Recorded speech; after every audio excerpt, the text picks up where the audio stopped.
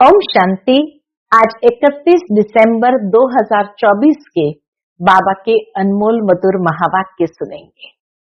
आज की मुरली में बाबा कहे, एक है सुख धाम, दूसरा है दुख धाम।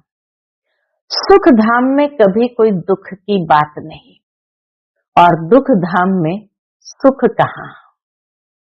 बाबा कहे, भल लोगों के पास साधन सुविधाएं हैं, लेकिन फिर भी कभी तन बीमार है, कभी कुछ है, तो सुख नहीं है। और यहाँ सुख क्यों नहीं है? क्योंकि बाबा कहे ये रावण का राज्य है, तो रावण के राज्य में सुख कहाँ होगा। वह दुख ही देते हैं। ये 5 विकार के वशीभूत होकर के मनुष्य स्वयं को भी दुख देते हैं, दूसरों को भी दुख देते हैं। इसलिए इसको दुखधाम कहा गया और इसीलिए रावण की एफिजी बना करके जलाते हैं, क्योंकि वही हमारा दुश्मन है जिसने हमें हर कल्प दुख दिया है। साथ ही बाबा कहे कि बच्चे, तुम्हें ये पढ़ाई कभी भी मिस नहीं करनी चाहिए और पढ़ाई के अंदर कभी कोई बात में संशय नहीं आना चाहिए। जितना पढ़ते जाएंगे उतना बाबा के दिल को जीतते जाएंगे। पढ़ाई से ही बाबा का दिल जीतते हैं और दूसरा भगवान के दिल को जीतने का आधार है सच्चाई, सफाई। बाबा कहे परमात्मा अविनाशी सर्जन है, तो सर्जन से कभी भी कोई बीमारी छिपानी नहीं है। जितना सच्चाई से उनको बताते जाएंगे तो बाबा शिक्षा भी देंगे, साथ में उनकी आशीर्वाद, दया और कृपा यह भी प्राप्त होगी। तो बाबा से दया व कृपा मांगनी नहीं है, लेकिन स्वयं पर कृपा करो। ऐसा पुरुषार्थ करे जो बाप के दिल को जीत ले। तो सुनते हैं आज के बाबा के अनमोल मधुर महावाक्य। ओम शांति। मीठे बच्चे, बाप जो रोज रोज पढ़ाते हैं, ये पढ़ाई कभी मिस नहीं करनी है। इस पढ़ाई से ही अंदर का संशय दूर होता है। आज की मुरली से प्रश्न है, बाप के दिल को जीतने की युक्ति क्या है? उत्तर, बाप के दिल को जीतना है तो जब तक संगम युग है तब तक बाप से कुछ भी छिपाओ नहीं। अपने कैरेक्टर्स पर पूरा ध्यान दो। अगर कोई पाप कर्म हो जाता है तो अविनाशी सर्जन को सुनाओ तो हल्के हो जाएंगे। बाप जो शिक्षा देते हैं यही उनकी दया, कृपा व आशीर्वाद है। तो बाप से दया व कृपा मांगने के बजाय स्वयं पर कृपा करो। ऐसा पुरुषार्थ कर बाप के दिल को जीत लो। ओम शांति। अभी रूहानी बच्चे यह तो जानते हैं कि नई दुनिया में सुख है, पुरानी दुनिया में दुख है। दुख में सभी दुख आ जाते हैं, दुख में हर प्रकार का दुख आ जाता है और सुख में सभी सुख में आ जाते हैं।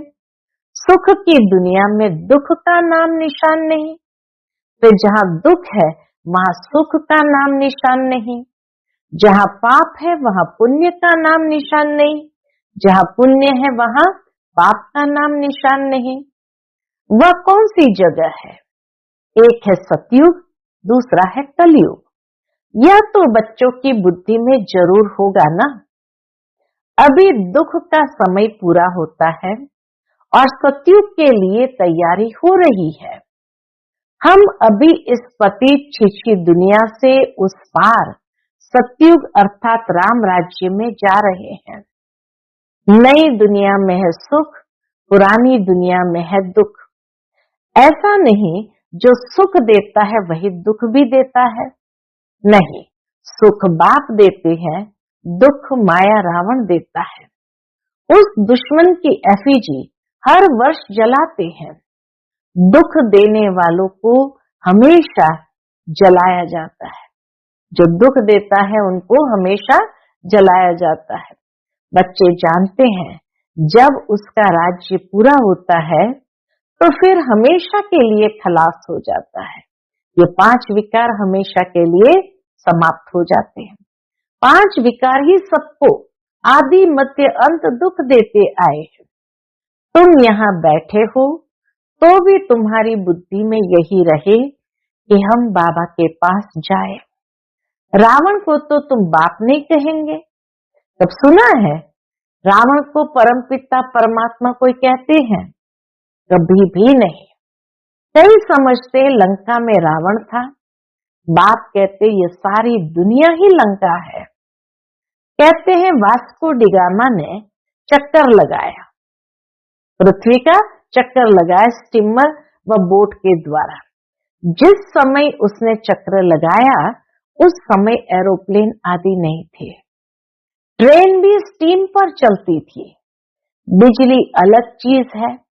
अब बाप कहते हैं दुनिया तो एक ही है, नई से पुरानी, पुरानी से नई बनती है। ऐसे नहीं कहना होता है कि स्थापना पालना विनाश नहीं, पहले स्थापना फिर विनाश बाद में पालना। पहले स्थापना होती है, फिर दुनिया का विनाश होता है और फिर बाद में नई दुनिया में पालना होती है। यह राइट अक्षर है। बाद में रावण की पालना शुरू होती है, द्वापर के बाद फिर रावण की पालना शुरू होती है। वह झूठी विकारी पतित बनने की पालना है जिससे सब दुखी होते हैं। बाप तो कभी किसको दुख नहीं देते। यहाँ तो तमो प्रधान बनने के कारण बाप को ही सर्वव्यापी कह देते हैं। परमात्मा को मानते भी नहीं और सर्वव्यापी कह देते। देखो क्या बन पड़े हैं। यह तो तुम बच्चों को चलते फिरते बुद्धि में रहना चाहिए, है तो बहुत सहज। ज्ञान चलते फिरते बुद्धि में रहना चाहिए क्योंकि ज्ञान बहुत सिंपल है, सिर्फ अलफ की बात है। मुसलमान लोग भी कहते हैं उठकर अल्लाह को याद करो, खुद भी सवेरे उठते हैं, वह कहते हैं अल्लाह व खुदा को याद करो। तुम कहेंगे बाप को याद करो। बाबा अक्षर बहुत मीठा है। अल्लाह कहने से वर्षा याद नहीं आएगा, बाबा कहने से वर्षा याद आता है। मुसलमान लोग बाप नहीं कहते, परमात्मा को अल्लाह को बाप नहीं कहते हैं, वह फिर अल्लाह मियाँ कहते हैं। मियाँ बीबी ये सभी अक्षर भारत में है। परम पिता परमात्मा कहने से ही क्या याद आएगा। बाबा कहे जैसे ही परम पिता परमात्मा कहते हैं तो शिवलिंग याद आ जाएगा। यूरोप वासी लोग गॉड फादर कहते हैं। भारत में तो पत्थर बित्तर को भी भगवान समझ लेते हैं। शिवलिंग भी पत्थर का होता है, समझते हैं इस पत्थर में भगवान बैठा है। भगवान को याद करेंगे तो पत्थर ही सामने आ जाता है। पत्थर को भगवान समझ पूछते हैं पत्थर कहाँ से आता है। पहाड़ों के झरनों से, पहाड़ों के झरनों से गिरते गिरते गोल चिकना बन जाता है। फिर कैसे नेचुरल निशान भी बन जाते हैं, उस पत्थर के ऊपर नेचुरल निशान भी बन जाते हैं। देवी देवताओं की मूर्ति ऐसी नहीं होती है। पत्थर काट काट कर कान मुंह नाक आंख आदि आदि कितना सुंदर बनाते हैं। खर्चा बहुत करते हैं। शिव बाबा की मूर्ति पर कोई खर्चे आदि की बात ही नहीं। नदियों से जाकर गोलाकार का पत्थर ले आते रख देते हैं तो कोई खर्चे की बात ही नहीं है। अभी तुम बच्चे समझते हो हम सो देवी देवता चैतन्य में खुद बन रहे हैं। चैतन्य में होंगे तब पूजा आदि नहीं होंगी। जब पत्थर बुद्धि बनते हैं तब पत्थर की पूजा करते हैं। चैतन्य है तो पूज्य है, फिर पुजारी बन जाते हैं। द्वापर के बाद फिर पुजारी बन जाते हैं। वहां न कोई पुजारी होते और न कोई पत्थर की मूर्ति होती। सतयुग में कोई भी पुजारी नहीं, कोई भी पत्थर की मूर्ति नहीं, दरकार ही नहीं। जो चैतन्य थे उनकी निशानी यादगार के लिए पत्थरों की रखते हैं। अभी इन देवताओं की कहानी का तुमको मालूम पड़ गया है कि इन देवताओं की जीवन कहानी क्या थी। फिर से वही रिपीट होती है। आगे ये ज्ञान चक्षु नहीं था, तो जैसे कि पत्थर बुद्धि थे। अभी बाप द्वारा जो ज्ञान मिला है, ज्ञान एक ही है, ज्ञान एक ही है, परंतु उठाने वाले नंबरवार है। तुम्हारी रुद्र माला भी इसी धारणा के अनुसार बनती है। जितना जितना ज्ञान को धारण किया, उतना बाबा कहे रुद्र माला में पिरो जाते हैं। एक है रुद्र माला, दूसरी है रुंड माला। एक है ब्रदर्स की, दूसरी है ब्रदर्स और सिस्टर्स की। यह तो बुद्धि में आता है। हम आत्माएं बहुत छोटी छोटी बिंदी मुआफिक है।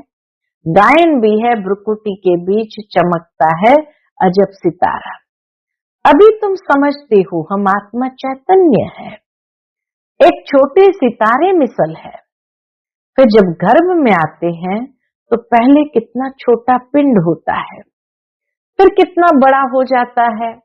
वही आत्मा अपने शरीर द्वारा अविनाशी पाठ बजाती रहती है। इस शरीर को ही फिर सब याद करने लग पड़ते हैं। ये शरीर ही अच्छा बुरा होने कारण सबको आकर्षित करता है। सतयुग में ऐसे नहीं कहेंगे कि आत्म अभिमानी बनो, अपने को आत्मा समझो। यह ज्ञान तुम्हें अभी ही मिलता है। क्यों? क्योंकि तुम जानते हो अभी आत्मा पतित बन पड़ी है।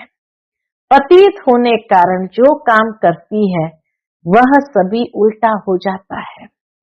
बाप उल्टा काम कराते हैं, माया उल्टा काम कराती है।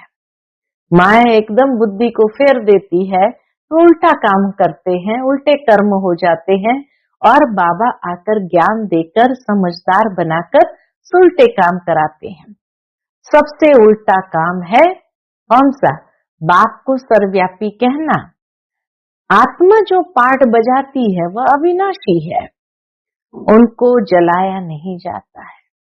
आत्मा को न जलाया जाता है, न भिगोया जाता, न सुखाया जाता है। उनकी तो पूजा होती है। शरीर को जलाया जाता है। आत्मा जब शरीर छोड़ती है तो शरीर को जलाते हैं। आत्मा दूसरे शरीर में प्रवेश कर जाती है। आत्मा बिगर शरीर 2-4 दिन भी नहीं रख सकते हैं। कई तो फिर शरीर में दवाइयां आदि लगाकर रख भी देते हैं। पहले ऐसे भी होता था इजिप्ट में, कई शरीरों के अंदर दवाइयां भर करके उसको रख देते थे। कई तो फिर शरीर में दवाइयां आदि लगाकर रख भी लेते हैं, परंतु फायदा क्या? क्रिश्चियन का एक सेंट जेवियर है, कहते उसका शरीर अभी भी रखा हुआ है। गोवा में जाते हैं ना, तो गोवा में एक बहुत बड़ी चर्च है। वहां ये संत सेंट जो था जेवियर नाम का, तो उसका शरीर दवाइयां भर करके रखा हुआ है और वहां कई लोग देखने जाते हैं।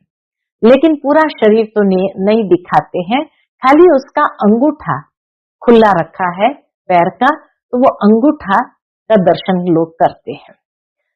तो कहते हैं उसका शरीर अभी भी रखा हुआ है। उनका भी जैसे मंदिर बना हुआ है, चर्च बना हुआ है, इसको दिखाते नहीं है, सिर्फ उनके पांव दिखाते हैं। पांव का भी अभी तो खाली अंगूठा दिखाते हैं। कहते हैं कोई पांव छू लेता है तो बीमार नहीं होता, पांव छूने से बीमारी से हल्के हो जाते हैं, तो समझते हैं उनकी कृपा है। बाप कहते भावना का भाड़ा मिल जाता है। पांव छूने से बीमारी खत्म हो जाती है ऐसा नहीं, लेकिन उनकी भावना इतनी पावरफुल होती है, दृढ़ होती है, जो भावना का भाड़ा मिल जाता है। निश्चय बुद्धि होने से कुछ फायदा होता है, बाकी ऐसे हो तो ढेर के ढेर वहां जाए, मेला लग जाए। बाप भी यहाँ आए हैं, फिर भी इतना ढेर नहीं होते। ढेर होने की जगह भी नहीं है। जब ढेर होने का समय आता है तो विनाश हो जाता है। यह भी ड्रामा बना हुआ है। इसका आदि व अंत नहीं है। हाँ, झाड़ की जर्जरीभूत अवस्था होती है, अर्थात तमो प्रधान बन जाते हैं, तब यहाँ झाड़ चेंज होता है। तमो प्रधान बन जाता है, तब यह झाड़ चेंज होता है। कितना यह बेहद का बड़ा झाड़ है।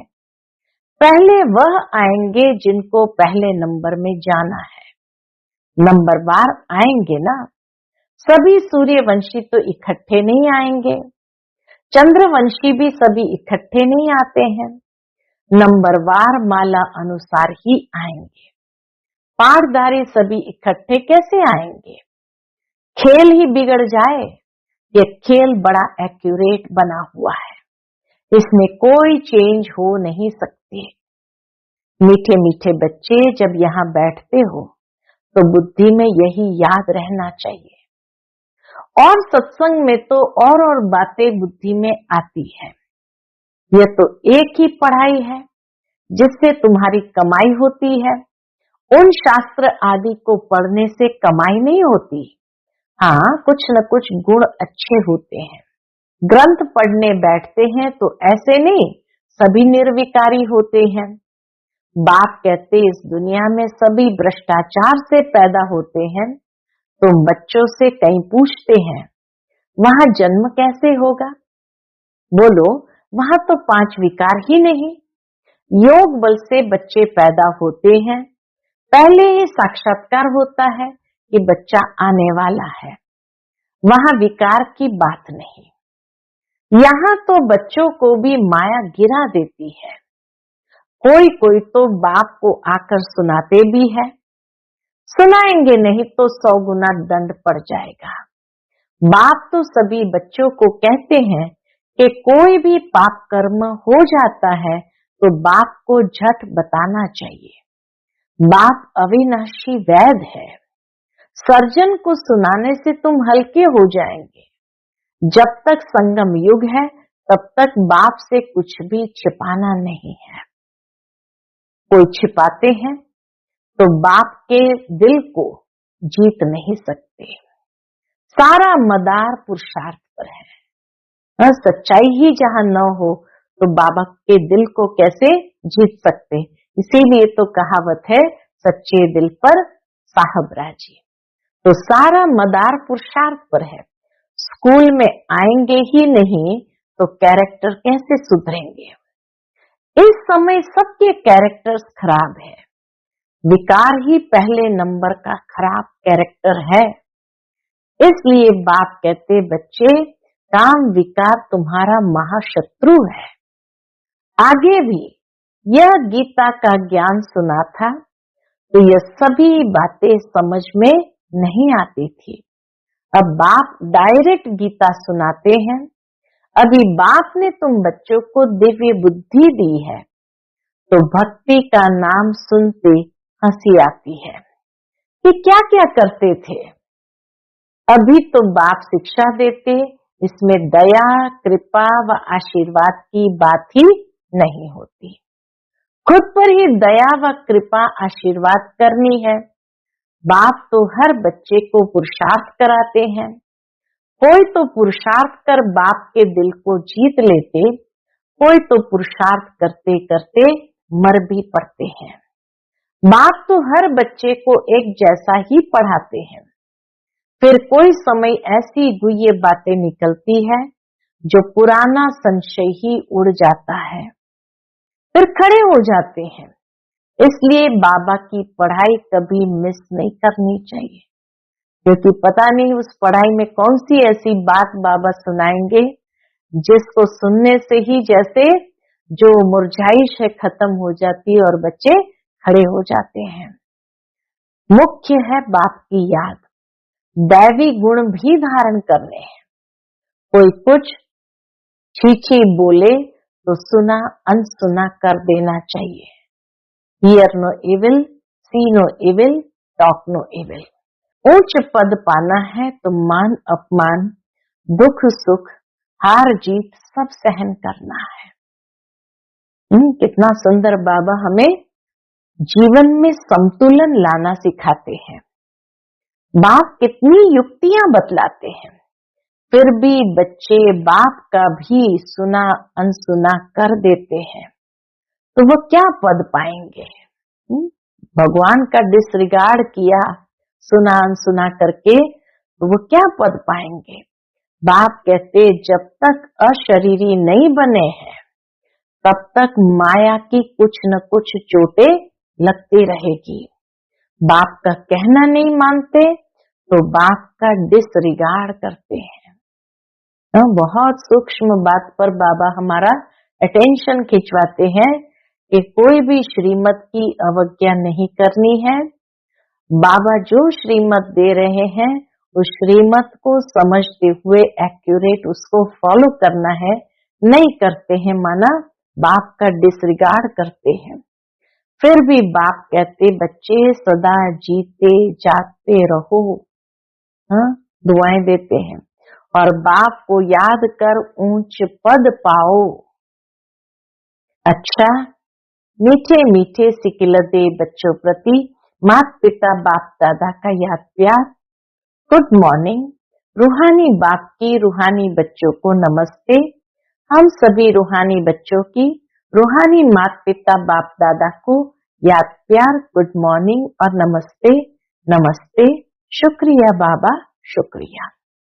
आज की मुरली से धारणा के लिए मुख्य सार। पहली पॉइंट, कोई भी उल्टी सुल्टी बातें करे तो सुना अनसुना कर देना है। Hear no evil, see no evil, talk no evil. दुख सुख मान अपमान सब कुछ सहन करना है। दूसरी पॉइंट, बाप जो सुनाते हैं उसे कभी सुना अनसुना कर बाप का डिसरिगार्ड नहीं करना है।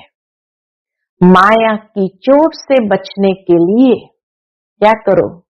माया की चोट से बचने के लिए अशरीरी रहने का अभ्यास जरूर करना है।